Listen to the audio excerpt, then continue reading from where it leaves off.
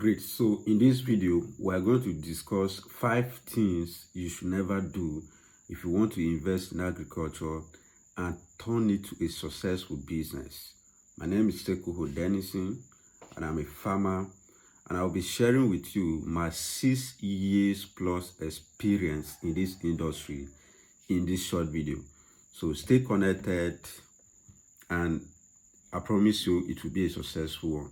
So I have them all written out here in my smartphone, and I'll be sharing with you 5 things you should never do if you want to invest in agriculture and turn it to a successful business.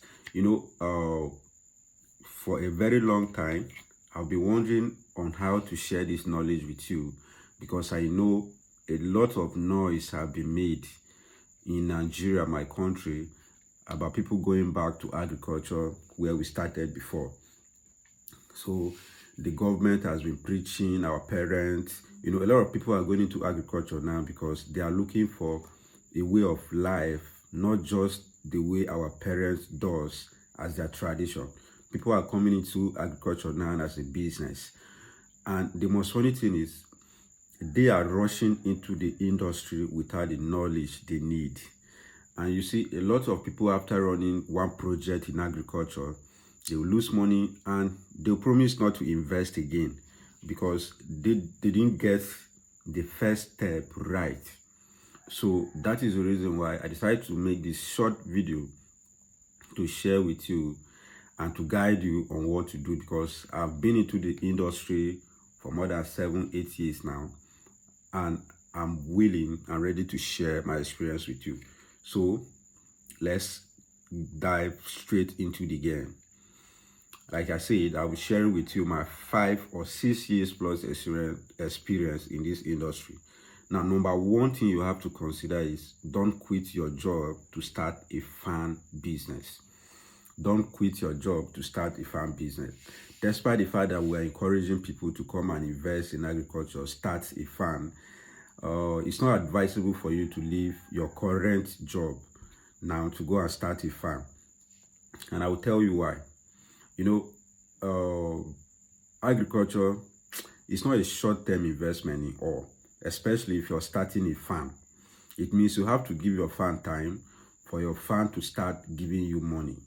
You have to give your farm resources before your farm will start feeding you, before your bank will start smiling for the activities you have been doing. It's gonna take time. So if you stop your business that you're doing that is paying you monthly, if you stop your job that is paying you monthly now to start a farm, you're going to work for 1 month, no pay. Because if, for example, if you want to go into poultry business, you won't be able to sell your birds in 1 month. You have to wait for 3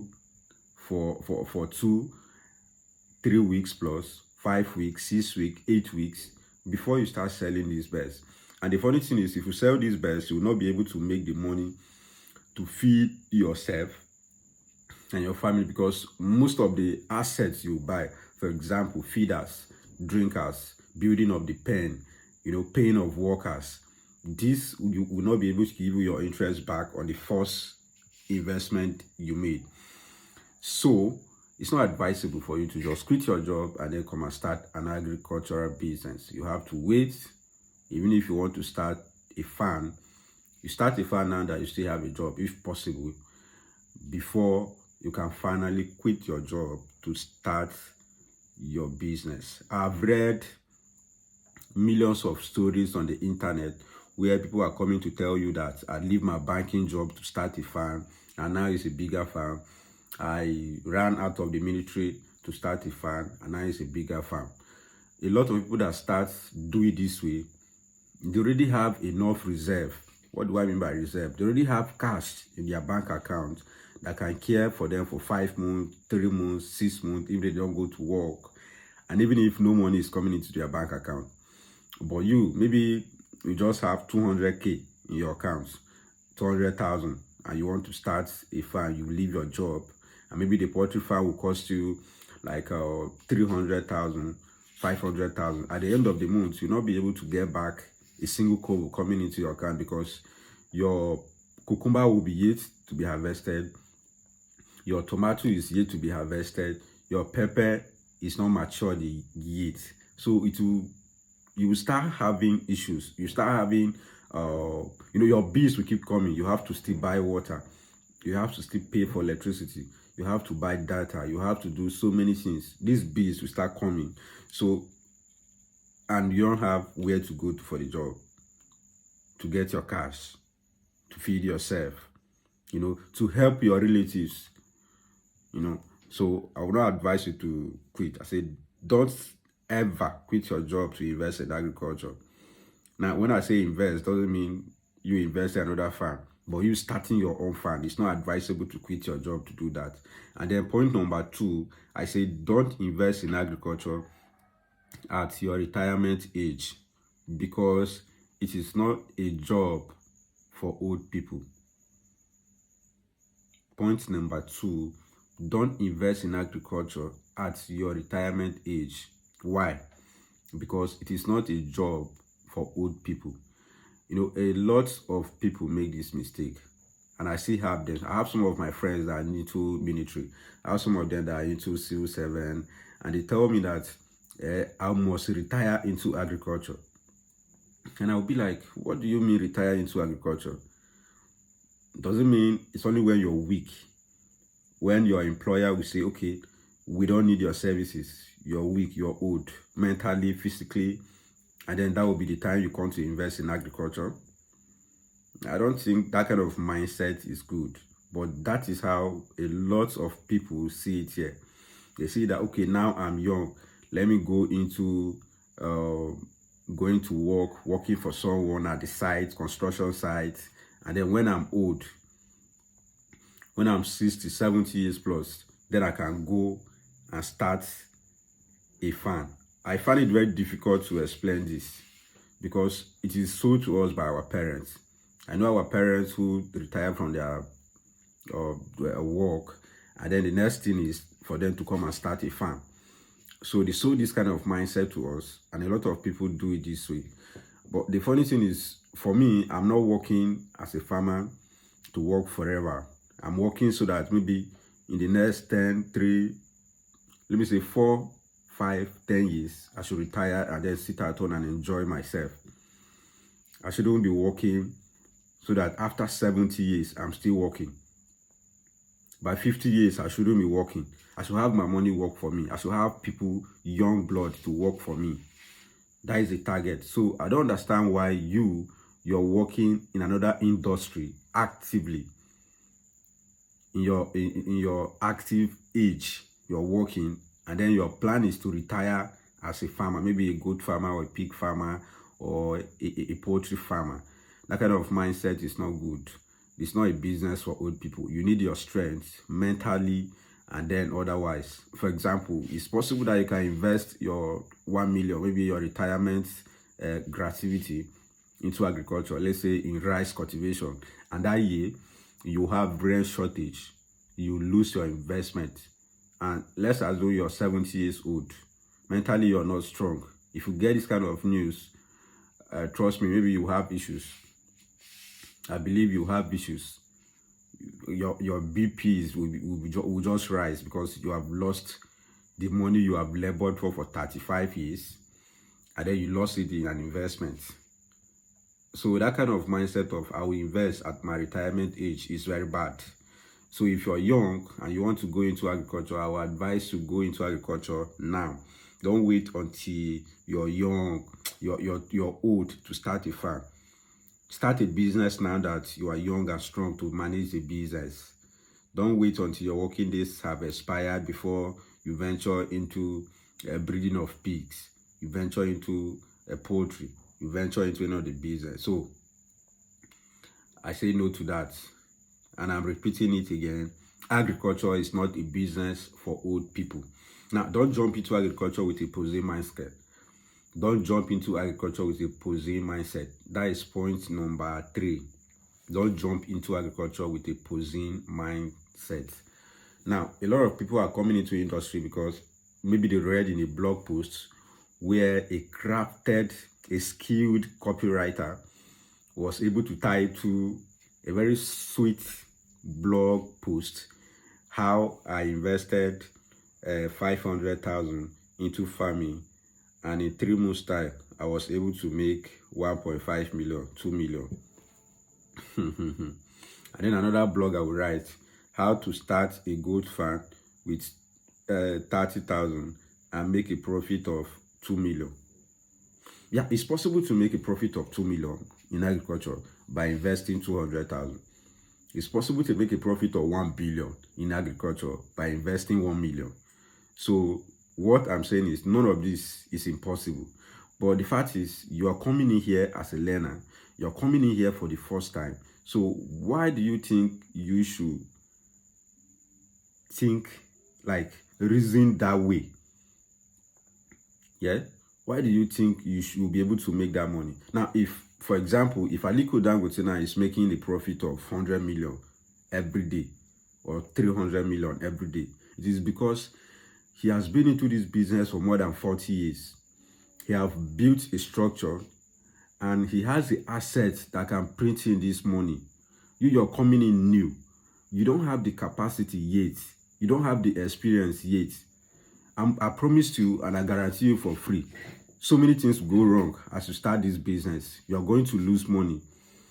So if you're coming in with the mindset that, okay, with this 200,000 that I've loaned, that I've borrowed, I'm going to make a profit of 1 million. I want to tell you no to that. You don't have to come into agriculture with that kind of mindset. It's better you don't.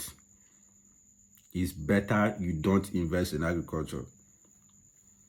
You know, people start at, if I invest in coconuts and they start fruiting, one coconut is 3,000. So one stand of coconuts can give me 300 pieces. This is how much I'm going to make. And then they start it. But do you also calculate that maybe if you invest in this coconut business or coconut plantation and you will not have rains, or maybe even if you have rains, we have some insect, some fungi that will come over and destroy your plants. You calculate about that. How are you going to survive that? So these are kind of things that you have to consider first before you invest into agriculture. Don't come with the mindset of, I want to make 100 million. I want to make 200% profit. People that are making 200% profit, they are not starters. People that are making 500% profit by selling a product of 5,000, they are not starters. Those bloggers are lying to you. Maybe they might be saying the truth, but it's not workable, or let me say it's not possible for you as a starter. It's not possible for you as a starter. So I would advise you never to come into this industry with that kind of mindset. Now, point number 4, don't get a loan to start a farm. I'll repeat, don't get a loan to start a farm. You know, you'll be shocked now by getting to hear this. What I mean by don't get a loan to start a farm. Maybe you're thinking, okay, since you don't have money, you can borrow from a bank. Maybe you don't have that asset. No bank will give you money to invest in agriculture as a starter. Even we that have been into the business, that have had structures, it's not always easy for us to get a loan from a bank to start. I guarantee you, as a starter, we will not be able to get the money. Maybe you might be able to get if you have connection, or let me say a rich uncle. If you are in Nigeria, you should understand what we mean by connection. If you have the connection, maybe you might get your hands on 1 million, 2 million, 5 million, or 10 million to start your farm. But it's not always getting the money. You can get the money to start the farm business, but are you sure you'll be able to make profit? Are you sure you'll be able to stand on your grounds if you face any challenge? You know? Are you sure that if you keep your 1,000 birds and one day you wake up and you see 500 birds dead, you'll be able to stock the pen back? These are challenges that you're going to have as a starter. These are challenges that you're going to face if you borrow money from a bank or from anybody. Let me say from a financial institution, it's not advisable for you to do that. You can borrow money from your relatives, your rich uncle, your auntie, your good friend can give you money to start. Now, giving you money to start, they also understand that it's possible that you might not be able to make this money back. So they're giving you the money with a clear mind. They want to support you. They want you to be self-employed. So it's understandable. But a bank that is not your sister, that is not your brother, that has nothing to do with you, they're also into business of making money. So if you pick money from them, you must pay back. If you pick money from them, you must pay back. And it's not always easy for you to get a loan, start a farm, and then be successful, because money is not the only thing you need. You are yet to have the experience. So I always advise people that even if you don't have bulk money, you can start with small money that you have. Start the farm, run the farm. So once you get the experience, you'll be able to get enough money. You can borrow any amount of money from anybody with confidence and start your farm. So point number five is very important. And I say, don't produce until you know, or until you can accurately estimate your potential customers' purchasing power. What do I mean by this? You're starting this business for you to feed some persons. They are going to buy your products before you'll be able to make money. You know, you have a target market in mind. For example, if you are going into poultry farm now and you want to be keeping your birds and selling to hotels, selling to restaurants, you know, the kind of birds a restaurant need is different for the kind of birds an individual will need. The kind of birds a restaurant will need and demand and will be willing to pay is different from the one an individual will need. For example, most of the restaurants my company supply birds to, they prefer small size, you know, birds of let's say 1.5 kg, you know, highest 2 kg. If you're rearing your birds down to sell to restaurants and you're having 3 kg, 4 kg, yeah, they might come for that, but they will underprice you. If you calculate your cost of production and the price they will give you, you sell at a loss. If you want to go into cucumber farming, you have to know, is your community willing to buy your cucumber one for 200? Because maybe you read from a blog post that you can invest 1 million cucumber farming and get 3 million.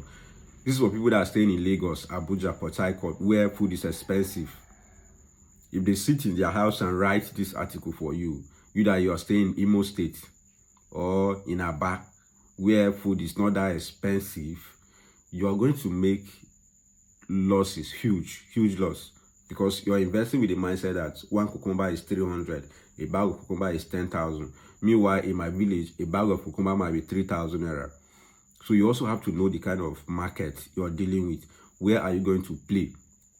If you know the market you are targeting, you'll be able to invest accurately. You will know that, okay, if I should rear my birds at week 5, I will start selling. That kind of mindset will prepare you to know how much you're going to make and how much is going to cost you to produce this feed. How much is going to cost you to provide this ugu in the market. How much is going to cost you to provide this goods in the market. Because you already know what your customers need. If you don't know what your market needs, you invest huge money, and when it's time for selling, you start begging people to come and buy from you. So today, I encourage you to listen and listen carefully. I've shared with you the experience I have.